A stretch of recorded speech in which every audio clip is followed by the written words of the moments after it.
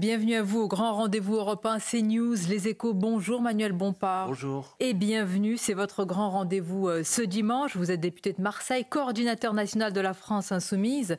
Alors sur le front de la guerre, après une journée d'angoisse hier, durant laquelle le processus de libération des otages a été suspendu, finalement la situation s'est débloquée dans la soirée avec la libération d'un deuxième groupe d'otages. Nous allons en parler.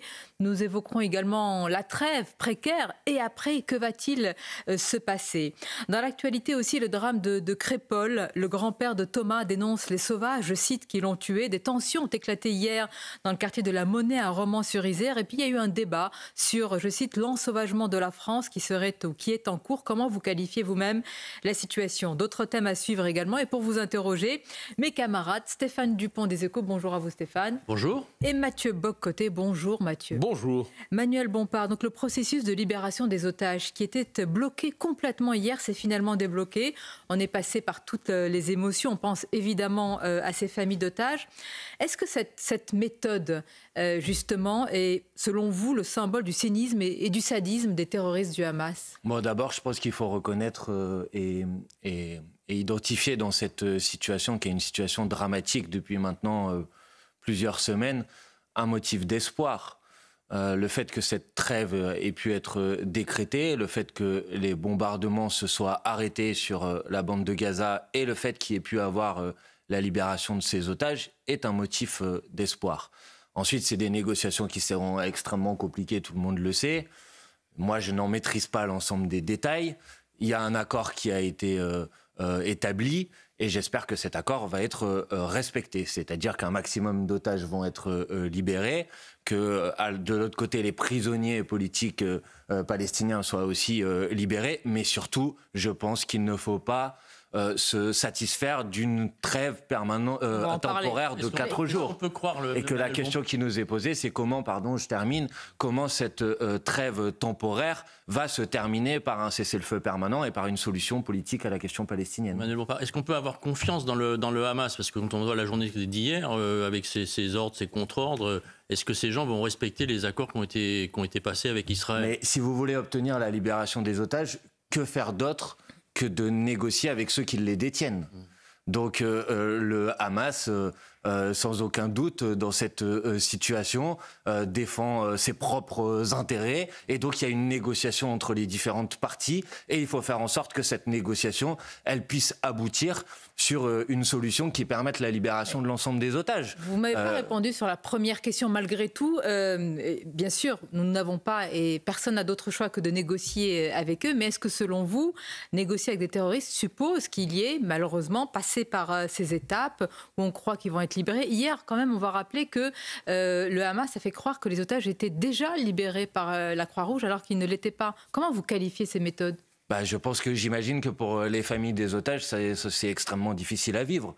Je le comprends bien évidemment. Moi, je ne connais pas les négociations et le détail de ces négociations. Si j'ai bien compris, je ne dis pas que c'est la réalité, mais en tout cas, ce que disait le Hamas, si je crois ce qu'il disait, il disait que dans l'accord, il y avait la question de la livraison d'aide humanitaire et que ils avaient, de leur point de vue à eux, en tout cas, cette partie-là de l'accord n'était pas respectée. Je ne leur donne pas raison, je n'en sais rien, je ne suis pas dans le cœur de ces négociations. Mais encore une fois... Mais à choisir, si je puis dire, entre la partie de l'État d'Israël qui dit que c'est le Hamas qui a rompu, semble-t-il, l'accord, et le Hamas, en fonction de ce que vous dites, à qui vous prêtez davantage crédit? Mais à personne, madame, vous savez... Entre les deux, à personne? Mais non, mais bien sûr, mais entre attendez, un État et un groupe terroriste? Mais vous connaissez bien comme moi le fait que dans une discussion et dans une situation comme celle-ci, comme disait, je crois, l'écrivain Rudyard Kipling, la première victime, d'ailleurs il n'avait pas tout à fait raison, la première victime de la guerre, malheureusement, c'est les gens qui meurent. Mais peut-être que la deuxième victime de la guerre, c'est la vérité. Et à partir de ce moment-là, forcément, tout le monde défend une option ou dit des choses avec son propre prisme. Et encore une fois, si nous, notre responsabilité, c'est d'obtenir la paix, c'est d'obtenir le cessez-le-feu permanent, c'est d'obtenir un règlement et une paix durable, c'est d'obtenir la libération de l'ensemble des otages, vous êtes obligé de négocier, même avec des gens qui sont sans aucun doute pas de bonne foi. Vous avez évoqué il y a quelques instants les otages d'un côté et vous avez parlé des prisonniers politiques palestiniens, dis-je, de l'autre. Pour vous, c'est la même catégorie de gens? Non. D'un côté, il y a des gens qui ont été pris en otage le 7 octobre, et je rappelle qu'en vertu du droit international, les prises d'otages sont des crimes de guerre, Et de l'autre côté, il y a des détenus palestiniens dont tout le monde sait, et ce que je dis est documenté, qui pour une grande partie d'entre eux sont détenus de manière arbitraire par des tribunaux militaires. Si j'en crois, là aussi, les informations sur les prisonniers politiques palestiniens... Documentés par le Hamas ? Non, pas du tout. Par les observateurs internationaux, par les ONG. Enfin, je vous invite à vous renseigner sur ce sujet.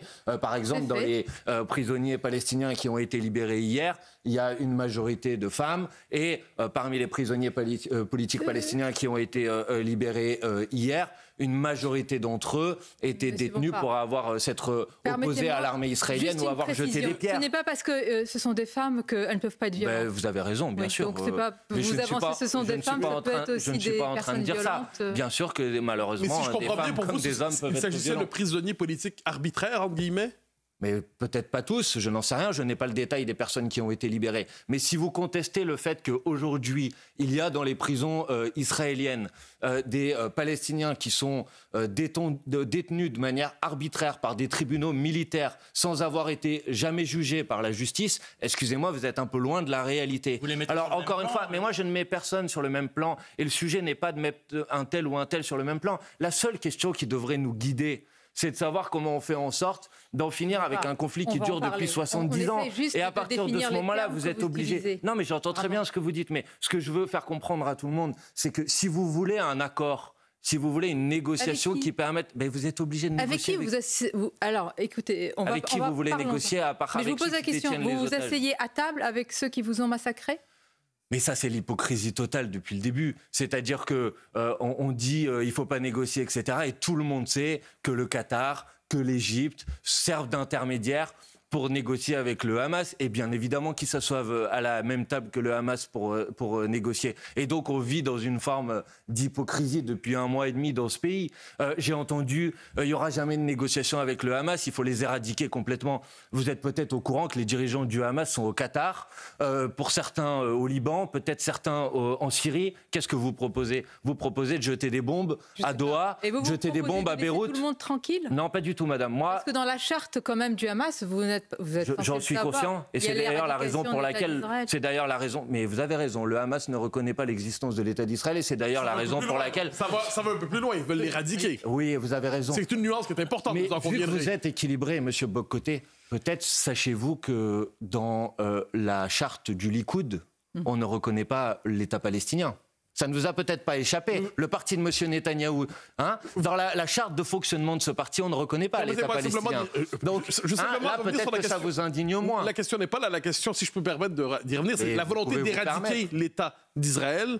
C'est une question qu'on distinguera de ce que vous évoquez, la volonté d'anéantir un État. Je ne crois pas, moi, monsieur. Mais écoutez, pardonnez-moi, on est dans une inversion des valeurs. Il y a eu des massacres du 7 octobre, ils ont été commis par le Hamas. Ou alors, dites-moi s'il y a eu les massacres du 7 octobre, vous avez raison, ils ont été commis par le Hamas. Mais attendez, ne cherchez pas à écouter. Franchement, la question qui devrait nous être posée quand on est la France, quand on est attaché à la paix, quand donc on veut faire en sorte de pouvoir régler ce conflit de manière durable, c'est de créer les conditions pour qu'il puisse y avoir un accord de paix qui permette de respecter le droit international. Et que dit le droit international aujourd'hui ? Le droit international, il dit il faut 2 États dans les frontières d'avant 1967. Et donc la position qu'exprime le Hamas, bien évidemment, ce n'est pas la mienne, je la combats.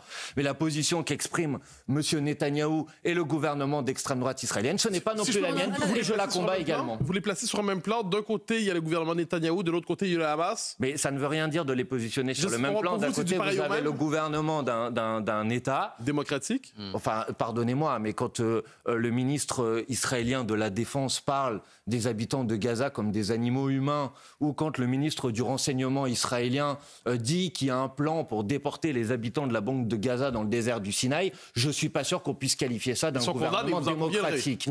Pour vous, Israël n'est pas un gouvernement démocratique ? Non, je dis que le gouvernement d'extrême droite israélien est un hors-la-loi du point de vue du droit international. Et ce n'est pas seulement moi qui le dis, l'ONU le dit, l'ensemble des observateurs observateurs internationaux le disent. Là, mais attendez, Sonia Mabrouk, je vous laisse vraiment vous poser votre question. Mais je veux dire, moi, je suis pas là pour donner des bons et des mauvais points. Et si je devais le faire, je donne des mauvais points à tout le monde. Donc c'est pas le sujet. La question, c'est comment on fait en sorte que les gens arrêtent de souffrir. Comment on fait en sorte que dans 2 jours, il n'y a pas des bombes qui retombent sur des populations civiles, qu'il n'y a pas encore 10 000 morts de plus ou 20 000 morts de plus. Je vous en prie. Écoutez, on va en parler. Enfin, vous êtes un responsable politique d'un haut niveau dans votre formation. On est obligé de comprendre comment vous qualifiez d'ores et déjà ce qui est en train de se passer avant de voir ce qui pourrait se passer. Donc, je crois que j'ai été clair sur ce sujet.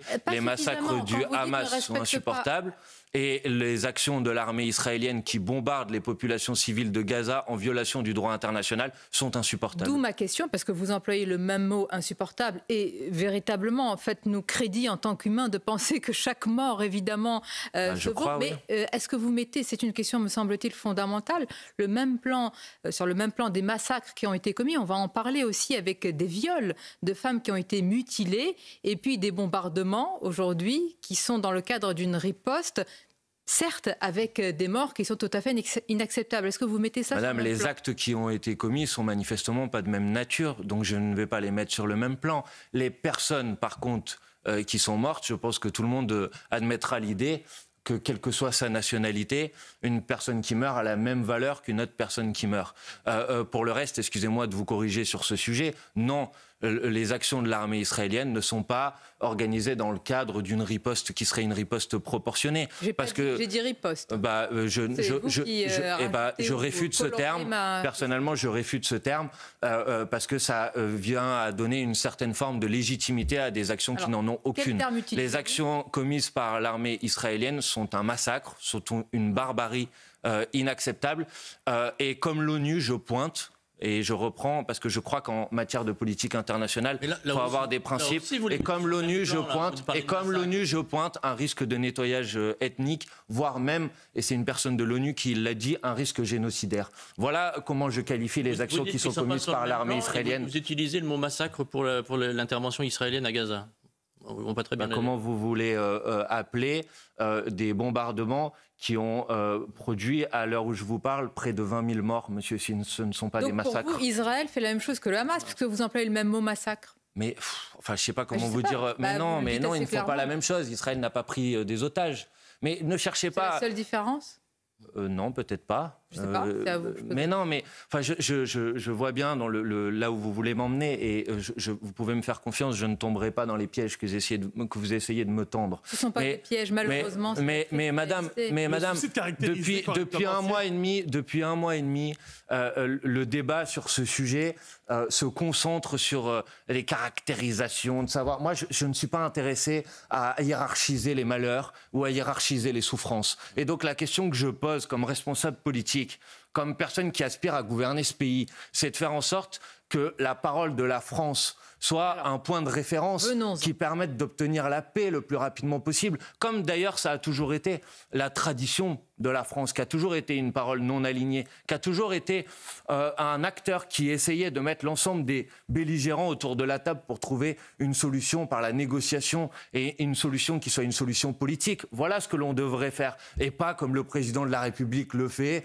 à changer de position en fonction de son interlocuteur, les tergiversations permanentes qui, franchement, ont ridiculisé la parole de la France à l'échelle internationale. C'est insupportable. On va y venir, Manuel Bompard. Et maintenant, justement, quelle position, quelle politique de la France ? Et puis on viendra aussi à quelques-unes de vos déclarations. Une courte pause et on se retrouve.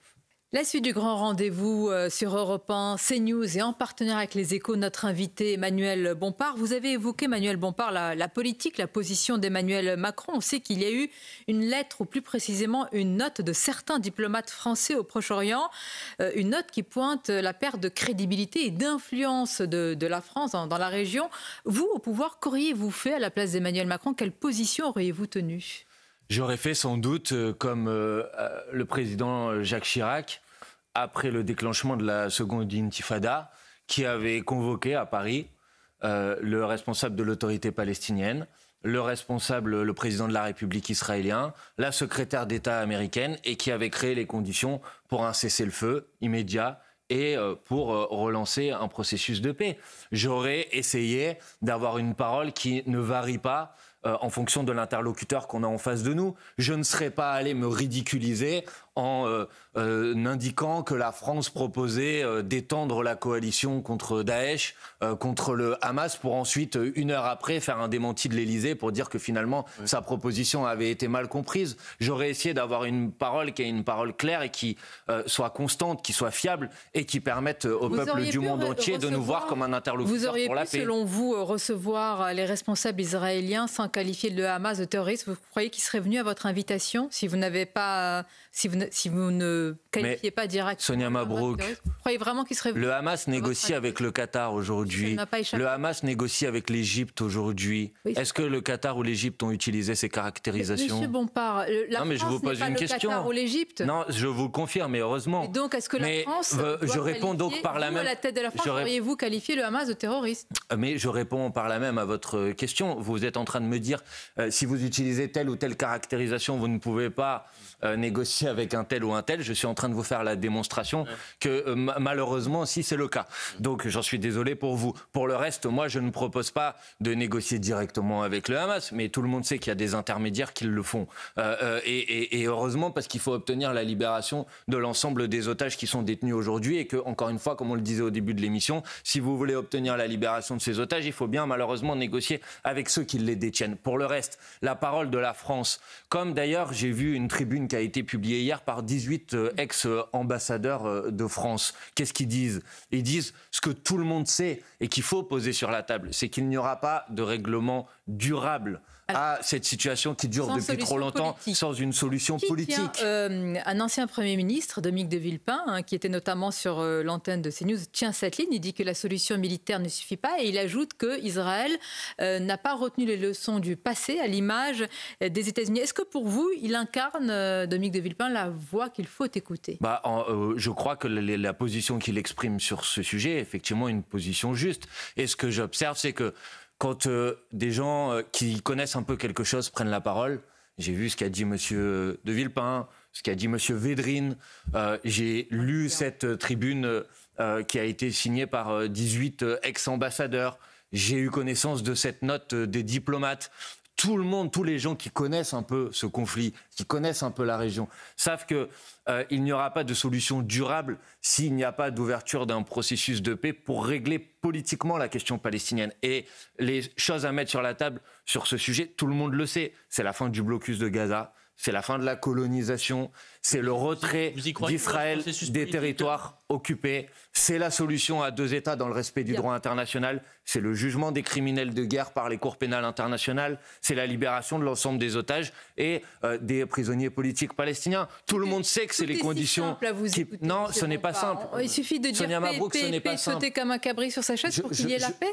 Reconnaissez que mon propos a été un petit peu plus détaillé que seulement dire paix, paix, paix. J'essaye de poser sur la table ce qui me paraît être les ingrédients d'une solution politique qui permet d'en finir avec un conflit qui dure depuis trop longtemps. Je ne dis pas que c'est facile, bien évidemment que c'est très compliqué. Mais si le président de la République, si la France n'est pas capable de porter cette parole, qui va la porter, Sonia Mabrouk, si la France ne le fait pas? Vous m'avez parlé de Dominique de Villepin.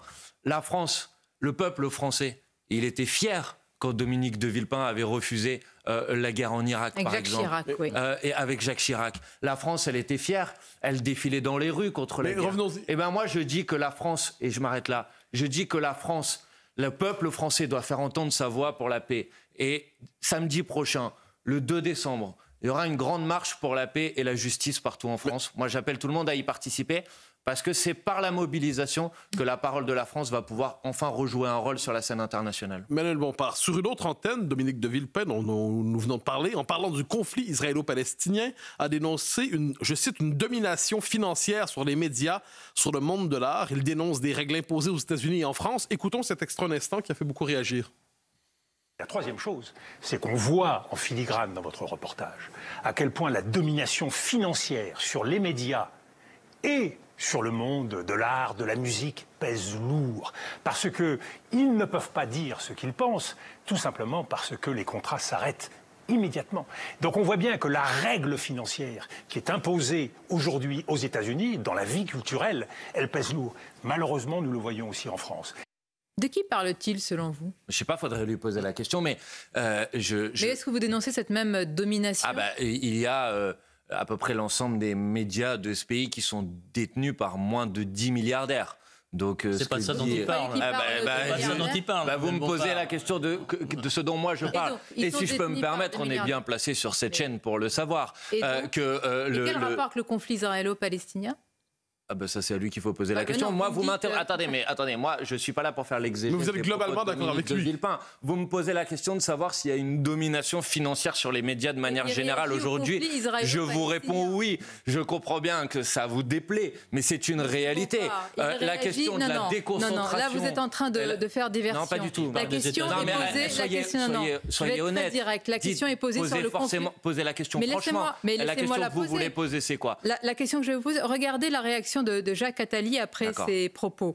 On va la voir. Certains, je dis bien certains, ont dénoncé un parfum d'antisémitisme dans ses paroles. C'est-à-dire qu'il y aurait une domination de la part des Juifs. C'est ça la question qui est posée. Jacques Attali dit l'antisémitisme, si longtemps masqué, se déchaîne en croyant intimidé. Ce n'est pas la mainmise des milliardaires qui est dénoncée. C'est la mainmise des Juifs dans les médias, dans l'art et dans la culture qui serait dénoncée. Je pose la question. Oui, mais vous vous rendez compte que c'est faire ce parallèle qui est précisément antisémite. C'est-à-dire faire un lien entre des puissances financières et des personnes de confession juive. Ça n'a aucun sens. Donc Jacques Attali a basculé dans Non, mais je ne suis pas en train de dire ça. Mais je ne suis pas en train de dire ça. Et moi, je ne suis pas là pour jeter des accusations en antisémitisme ou quoi que ce soit. Mais on peut à la fois dénoncer la mainmise des puissances de l'argent sur les médias. Et excusez-moi de vous le dire, c'est une réalité. Je ne sais pas, je ne connais pas ce qu'il y a avant l'interview de Dominique de Villepin.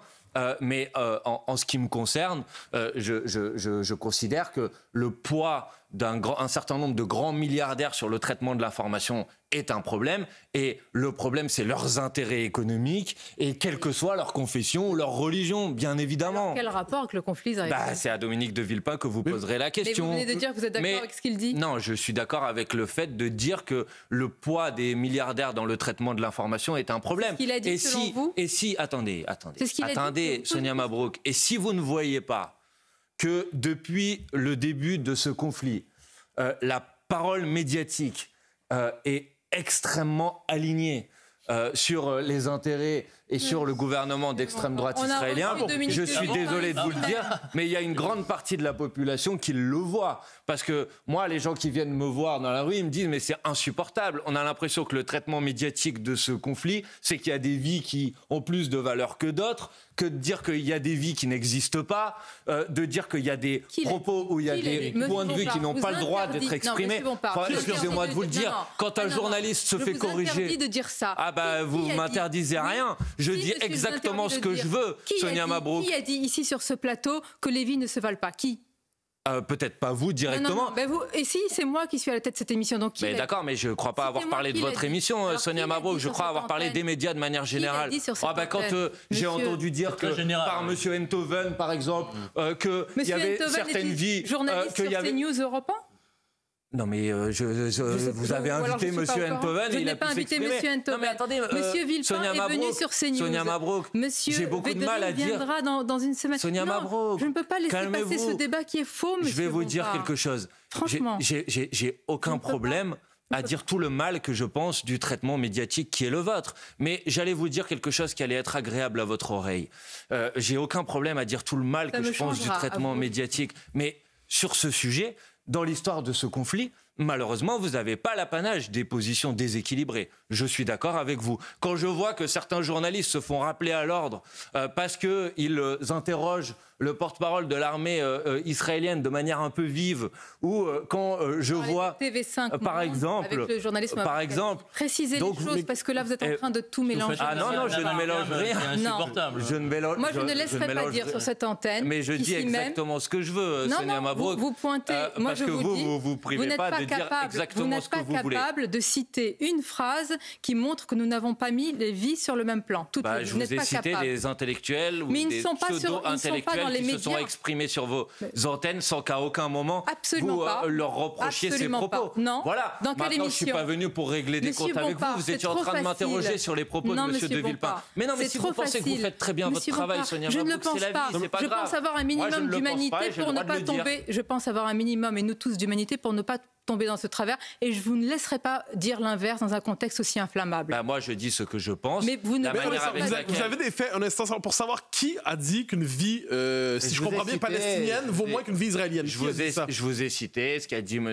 Enthoven, par Qu'est-ce qu'il exemple. Un journaliste, monsieur Enthoven. Mais c'est pas parce qu'il n'est pas journaliste qu'il l'a pas Vous dit. ne serez pas c'est la responsable de presse, ces les propos. Mais je ne suis pas en train de vous dire que vous êtes responsable, Mais vous avez commencé c'est à en dire incroyable. les médias Le ici. traitement médiatique, on ne peut pas le mettre en cause. C'est interdit, c'est ça. On n'a même pas le droit de vous dire que. Non, mais vous avez des dans mon accusations assez ressenti graves, monsieur. Vous avez des personnel- accusations, vous avez une Oh là référence là. imprécise. Mais vous et à partir inquiétez de pas, celle-là- vous passez votre temps à critiquer les positions de la France insoumise. Enfin, les excusez-moi citons. de vous le dire, quand vous mettez sur vos antennes, vous voulez vraiment que je rentre dans le détail de ce que vous, CNews, vous faites à propos de la France insoumise? Quand vous mettez un bandeau en demandant si le nazisme c'était maintenant la France insoumise, vous avez l'impression que c'est un traitement médiatique équilibré. C'était une Enfin, citation vous voulez dans vraiment ce- que je rentre là-dedans? Parce que je peux rentrer là-dedans si vous voulez, mais ça va pas être à votre avantage. Donc moi, personnellement, c'est pas ce que j'étais en train de vous dire. J'étais en train de vous Si je poser peux me permettre, et de monsieur, répondre à ce la à quoi vous question. faites référence, Non, mais non, non, calmez-vous. un instant, non, Monsieur vous êtes Bocoté, insultant. calmez-vous. Ce à quoi vous faites référence, Soyez c'est une tranquille. citation. On peut attaquer votre Et je vais travail. vous répondre, c'est une citation, et ce à quoi vous faites référence, est-ce que le nazisme est passé à l'extrême gauche? Et la citation, ça a été condamné par l'ensemble de la chronique qui a été consacrée. Soyez précis dans vos accusations, monsieur. Monsieur Bompard, ça va être compliqué pour vous de nous prendre. Non, Soyez non, précis ça dans va vos pas être accusations. J'ai compliqué. passé 5 minutes à vous défendre, monsieur, dans cette chronique. Calmez-vous. Vous lancez monsieur l'accusation, Bocoté. ensuite vous êtes Oh là calmez-vous. là Si moi je me mettais dans cet état à chaque fois que sur votre antenne vous critiquez Monsieur les Bompard, positions de la France on va insoumise, reconnaître deux je pense choses. que la situation Monsieur sera un peu Bocoté, tendue. s'il vous plaît, Donc Stéphane. maintenant, Monsieur je vais Bompard, vous dire on va franchement, reconnaître deux depuis choses. un mois et demi, Vous pouvez venir, depuis Monsieur un Bompard, mois et demi, Monsieur franchement, Bompard. depuis un mois et demi, vous caricaturez les positions de la France insoumise. Monsieur Depuis un mois et Bompard, demi, vous- vous essayez de nous Non. faire dire des choses que nous n'avons jamais non, dites. non, Et non. maintenant, vous faites les indignés parce que je viens pointer Non. votre traitement Je ne fais- médiatique à Il géométrie n'y a variable. aucune Excusez-moi de vous le dire, je indignation. reculerai Non. pas sur ce sujet. Eh bien, vous me trouverez toujours en face pour dire la Eh ben, réalité vous de notre avez le travail. droit, c'est À moi, le j'en ai débat ici à tous les démocratique. autres. Mais moi aussi, j'ai encore le droit de dire ce que je pense. Et je note que vous n'avez rien trouvé à redire sur Bah, ce je que vous ai nous donné avez- un exemple. ce que vous m'avez reproché tout à Je l'heure. vous ai donné un exemple de bandeau. Vous le Pouvez-vous condamnez, ce bandeau, Sonia Mabrouk. Pouvons-nous marquer une courte Est-ce que vous pause pensez que la France insoumise, c'est le nazisme? Est-ce que vous Monsieur, pensez non, que non, le non, Hamas, si je ce ne peux sont me pas permettre, des c'est moi que vous terroristes? attaquez ici, j'ai pris sur ce bandeau qui citait quelqu'un, j'ai pris 5 minutes à expliquer qu'il était faux et j'ai condamné ceux qui vous ont nazifié. Si vous me permettez. vous Lorsque voulez vous une aurez le médaille? souci, monsieur, de citer ce qui est exactement. Vous voulez une médaille? Écoutez. Non, pas du tout. Vous m'accusez de quelque chose de faux. Écoutez, non, je ne vous accuse de rien de faux. Ce bandeau a existé. Et Pour le condamner. Franchement, il y a une très bonne caricature de certaines de vos émissions qui circulent sur les réseaux sociaux. Arrêtez, parce que là, j'ai un peu l'impression d'être Mais, dans la caricature. Monsieur, quand il y a des caricatures qui font rire, on va rigoler ensemble, mais quand vous allez voir dans rigolera. quelques instants Ercilia Soudé sourit sur les massacres du Hamas, c'est autre chose. Une courte pause et on se Ah, retrouve. on va en parler alors. Bien sûr. La suite du grand rendez-vous, Europe 1, CNews en partenariat avec les Échos. Notre invité Manuel Bompard, député de Marseille, coordinateur national de la France insoumise. Manuel Bompard, on souhaite vous faire réagir à cette vidéo qui a suscité beaucoup de réactions. Alors je précise quand même le contexte. C'est votre collègue Ercilia Soudé, elle est invitée d'une émission qui s'appelle Parole d'honneur et elle revient sur la diffusion d'un film Yallah Gaza. Et ce qui a suscité beaucoup de réactions, c'est la manière dont elle parle des massacres du 7 octobre. Regardons. Alors, il faut savoir qu'au départ, ce ciné-débat, on l'avait prévu avant le 7 octobre. Sauf qu'évidemment, on a eu tellement de bol qu'avec Charlotte, on avait préparé notre com, genre la veille. Et donc, forcément, dans le week-end, il y a eu des fuites. Caroline Niadan et Meher Habib, tout de suite, sont montés au créneau. Yael Braun-Pivet, c'est scandaleux. En plus, j'ai invité Mariam Aboudaka, alors là, c'était le pompon. Bref, alors du coup, Yael Braun-Pivet avait demandé à ce que Marianne ne soit pas reçue. Bon, elle n'a pas dit non au film. Eu égard à la situation qui est la nôtre, est-ce que vous estimez que l'attitude est convenable, respectueuse, digne? Écoutez, ne dites pas qu'elle rigole à propos des massacres du 7 octobre. Je pense que Ercilia Soudé, comme l'ensemble des députés de la France insoumise, ont condamné fermement la barbarie des actes qui ont été commis le 7 octobre. Après, elle raconte une projection de film qui était prévue à l'Assemblée nationale. Sans doute le fait-elle avec trop de légèreté. Je veux bien vous donner le point sur ce sujet. Mais en l'occurrence, ça ne veut pas dire qu'elle ne considère pas que les actions du 7 octobre sont insupportables et inacceptables. Et franchement, je ne suis pas sûr que ça mérite qu'on passe plusieurs minutes de discussion dans une émission comme aujourd'hui. Hier, c'était la journée contre les violences faites aux femmes. Dans Le Parisien, ce matin, Manuel Bompard, on peut lire le calvaire d'Esther. Alors, le prénom a été changé. Elle a été violée, mutilée par les terroristes du Hamas. Et lors de ce rassemblement hier contre les violences faites aux femmes, il y a eu un collectif qui a voulu se joindre à ce mouvement. Et c'est le collectif, évidemment, contre ces massacres du 7 octobre. Il a été, en tous les cas, il n'a pas été considéré comme le bienvenu. Et on s'étonne de ne pas entendre toutes les voix féministes, les vôtres aussi, mais aussi Mathilde Panot, Ercilia Soudé, Clémentine Autain, sur ces femmes israéliennes qui ont été violées, qui ont été mutilées. Bien sûr que si, vous les entendez. Allez-y, c'est encore mieux quand vous le rappelez. On a dit depuis le premier jour que les atrocités qui ont été commises le 7 octobre sont insupportables et inacceptables. Mais sur les femmes en particulier, est-ce qu'il s'est passé et s'il y a eu effectivement... il y a eu. S'il y a eu effectivement des viols ou des atrocités particulières commises à l'égard des femmes, elles sont encore plus insupportables. Et je ne sais pas pourquoi vous dites on n'entend pas. Je veux dire sur ce sujet, nous avons hier c'était des manifestations à l'occasion de la journée mondiale pour l'éradication des violences faites aux femmes. Et toutes les violences faites aux femmes sont bien évidemment concernées, quels qu'en soient les auteurs et quel qu'en soit le contexte, bien sûr. Et d'ailleurs, cette manifestation, c'est bien qu'on puisse en parler. Violés, mutilés par les terroristes du Hamas n'est pas un tabou.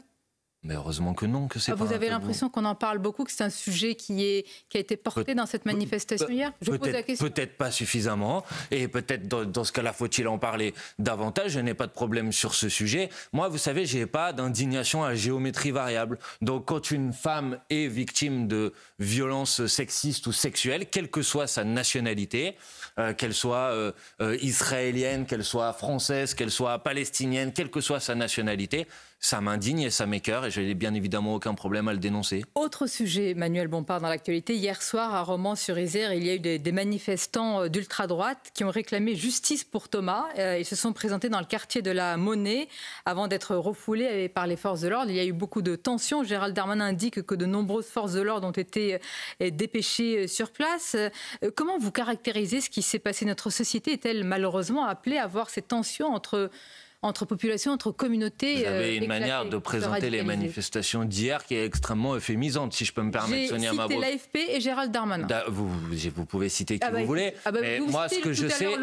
Moi, ce que je sais... Mais attendez, madame, je ne suis pas en train de contester les citations que vous avez faites. Je suis en train de vous dire qu'hier, ce n'était pas une manifestation pour obtenir la justice pour Thomas. Qu'hier, c'était une tentative de ratonnade organisée par des groupes d'extrême droite qui se sont donné rendez-vous à Romans-sur-Isère et qui criaient des slogans racistes et islamophobes. Voilà ce qui s'est passé hier soir. C'était pas une manifestation pacifique pour obtenir justice pour Thomas. Voilà, c'est pas ça qui s'est passé hier. Et les actions violentes qui ont été commises hier sont inacceptables. Et moi, je souhaite et je demande que le ministre de l'Intérieur prenne les dispositions nécessaires pour faire en sorte que ce type de ratonnade de ces groupuscules d'extrême droite s'arrête immédiatement, que les boucles sur les messageries numériques qui sont mises en place pour leur permettre de s'organiser soient fermées, que les groupuscules violents qui sont pointés d'ailleurs dans un rapport d'information de l'Assemblée nationale comme une menace majeure pour l'ordre public avec 1300 personnes de l'ultra-droite qui sont fichées S soient mis hors d'état de nuire. Voilà ce que je vous dis et voilà comment je réponds aux manifestations qui ont eu lieu hier. Et je n'oublie pas la responsabilité d'un certain nombre de responsables politiques depuis le début de la semaine qui cherchent sur un drame humain. Est-ce qu'il y a une récupération? Bien sûr qu'il y en a une, mais d'abord je veux dire, parce que moi, contrairement à d'autres, je n'oublie pas qu'il y a une famille, qu'il y a une douleur, qu'il y a des gens qui ont perdu un être cher et que en France, on ne doit pas mourir à 16 ans quand on fait la fête dans une salle de fête des villages.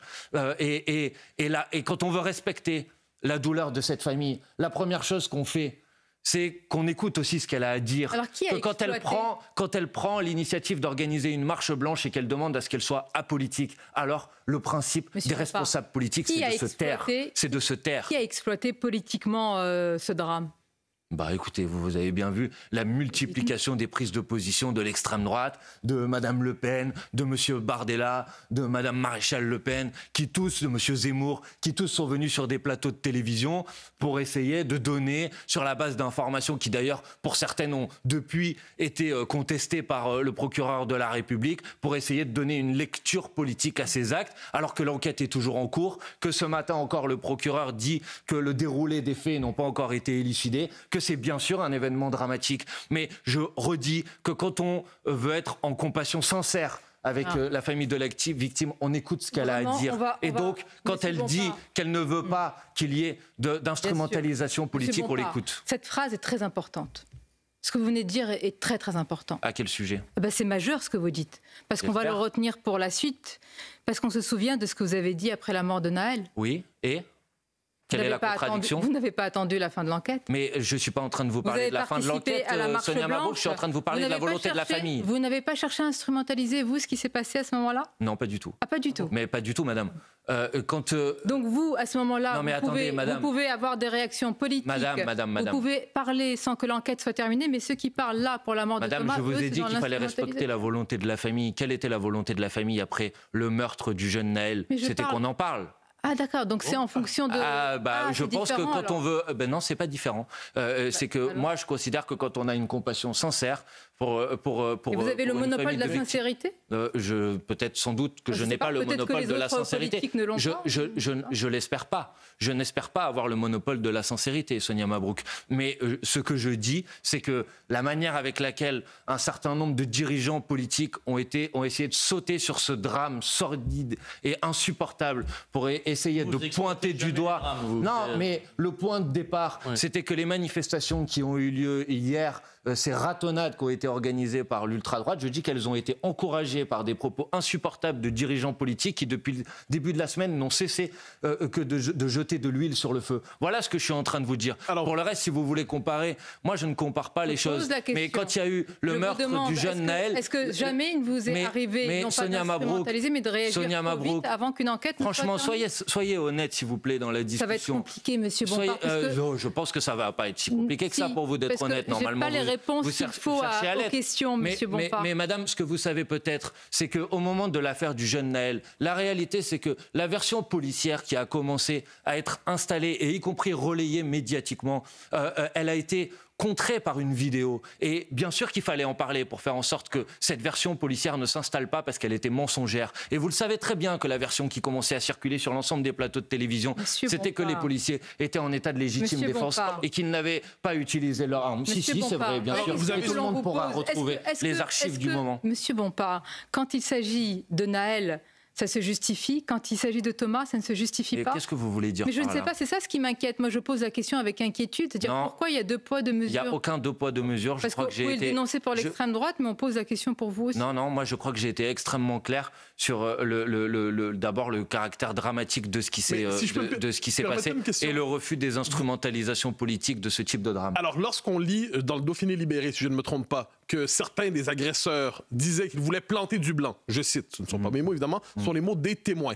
Pour vous, qu'est-ce que vous comprenez là-dedans ? Ce ne sont pas les mots des témoins. Et je vous invite à vérifier les informations qui sont les vôtres, parce qu'il y a eu effectivement, dans le Dauphiné libéré, une personne qui a été citée et qui aurait dit ça. Et depuis, cette information, elle a pour l'instant été contestée, puisque dans les 80 procès-verbaux qui pour l'instant ont été réalisés et qui se sont retrouvés dans la presse, aucun de ces procès-verbaux ne reprend ce propos. Donc ce témoignage est soit faux, soit non pertinent. Non, je ne suis pas en train de dire que ce témoignage est soit faux, soit pertinent. Je dis qu'il n'est pas pour l'instant corroboré par les informations officielles qui ont été reçues par la justice. Donc voilà, et je pense que, excusez-moi, je ne veux pas vous re-énerver, monsieur Bock-Côté, mais normalement, quand on fait un travail de journaliste, on essaye de s'appuyer sur des faits qui sont des faits recoupés. Et là, en l'occurrence, les faits recoupés n'accréditent pas une question, parce qu'on doit passer à d'autres sujets. Est-ce que connaître les identités des suspects, des interpellés dans l'affaire Crépol, c'est un élément qui vous semble important ? Pourquoi ? Je ne sais pas. Est-ce que ça vous semble important ? Oui ou non? De toute façon, il y a une enquête et j'imagine qu'à l'issue de cette enquête, il y aura des personnes, et je l'espère, qui vont être jugées, sans doute condamnées, et qu'on connaîtra l'identité de ces suspects. Et est-ce que ça vous semble important de connaître l'identité des suspects éventuellement? Avant, moi je suis toujours très... Avant, quand on sera sûr qu'ils sont vraiment... Mais on les connaîtra, c'est pas que c'est important ou pas, on va les connaître, Sonia Mabrouk, mais j'ai de manière générale plutôt tendance à considérer qu'il vaut mieux permettre à une enquête d'aller à son terme, que tout ce qui est fuite des enquêtes dans la presse, c'est pas toujours une bonne chose. Oui, mais encore une fois, vous pouvez, si vous voulez remettre la question Naël sur le devant de la table pour essayer de donner l'impression qu'il y aurait une forme d'indignation à géométrie variable chez moi, mais il n'y en a aucune, premièrement. Et deuxièmement, la différence avec la situation de Naël, vous pouvez tout à fait le reconnaître, c'est qu'il y avait une vidéo d'un policier qui tirait sur un jeune homme de 16 ans. Et je pense que ça vous a ému aussi. Une enquête toujours en cours. Ça m'a ému en tout cas. Il y a une enquête toujours en cours. Et simplement pour être tout à fait précise sur les témoignages qui ont rapporté, on est là pour tuer des Blancs, il y a 4 témoins qui rapportent. Selon Madame... Mais écoutez, j'essaie d'être factuel, mais soyez factuel. Je n'ai coloré aucune... Là, j'apporte soyez factuel jusqu'au bout. Est-ce que quand je vous dis qu'il y a 80 procès-verbaux qui pour l'instant ont été reçus dans le cadre de l'enquête et qu'il n'y en a aucun qui reprend ce terme, est-ce que je suis factuel? Vous êtes factuel, tout comme je le suis quand je dis 4 témoins ont rapporté ces propos. Eh bien, reconnaissez. Calmez-vous, je ne vais pas finir ma phrase. Tout se passe très bien dans cette émission. C'est pas moi qui suis pas calme depuis le début de cette émission. Je suis extrêmement calme, mais ce que je vous propose, c'est de faire en sorte qu'on travaille à partir des informations qui sont recensées par l'enquête. C'est ce que je viens de faire en vous citant ce qu'il en est aussi pour les 4 témoins. Donc c'est pas ce que vous venez de faire, mais c'est pas grave, il n'y a pas de problème, on va en rester. Aussi, monsieur, vous pouvez me tenir tête, je le rappellerai quand même, ça ne sert à rien, je vous le dis avec un grand sourire. Mais je ne suis pas là pour vous tenir tête, Sonia Mabrouk, je n'ai pas de compte personnel à régler avec vous, je vous dis juste que dans une enquête, on prend les informations qui ont été reçues dans l'enquête. Ça me paraît être une base. On note vraiment que vous êtes attaché à l'enquête que vous n'avez pas fait quand c'était le cas de Naël. Mais si c'était le cas, ne cherchez pas à résumer ma position comme ça, Sonia Mabrouk, ça ne marchera pas. La suite du grand rendez-vous avec Manuel Bompard et la première question de cette dernière partie vous est posée par Stéphane Dupont. Oui, Manuel Bompard, cette semaine à l'Assemblée, ce jeudi, LFI va déposer une proposition de loi qui stigmatise un peu les marges des entreprises, qui auraient fait beaucoup d'argent pendant ce pic d'inflation. L'inflation est en train de refluer. Est-ce que vous n'arrivez pas trop tard et est-ce que ce n'est pas une manière de stigmatiser les entreprises ? Non, il s'agit de dire que depuis 2 ans dans ce pays, les prix alimentaires ont augmenté de plus de 20%. Il y avait d'ailleurs un reportage ce matin sur votre antenne à ce sujet. Et que dans le même temps, les marges des industries agroalimentaires ont augmenté de 70%. Selon le FMI, à l'échelle internationale, l'augmentation des profits des entreprises sont responsables de quasiment la moitié de l'inflation. Donc à partir de ce moment-là, quand vous êtes responsable politique, vous ne pouvez pas faire uniquement ce que fait le gouvernement, c'est-à-dire Bruno Le Maire supplie, Bruno Le Maire demande, Bruno Le Maire prie, s'il vous plaît, faites un effort. Vous devez légiférer, vous devez passer par la loi. Et comme le gouvernement ne le fait pas, nous proposons effectivement, à l'occasion de notre niche parlementaire, une proposition de loi pour encadrer par la loi les marges de l'industrie agroalimentaire, les marges de la distribution, les marges aussi des activités de raffinage de carburant, parce que le prix du carburant est autour de 2 € le litre et que les marges des raffineurs ont été multipliées par 5 au cours de l'année 2023. Donc je pense que tout le monde, toutes les personnes qui vous nous écoutent comprennent l'injustice totale qu'il y a dans une situation où vous avez des Françaises et des Français qui tirent la langue, qui n'arrivent plus à finir les fins de mois, et de l'autre côté un petit noyau d'acteurs économiques qui s'en mettent plein les poches. C'est en légiférant que vous allez régler le problème.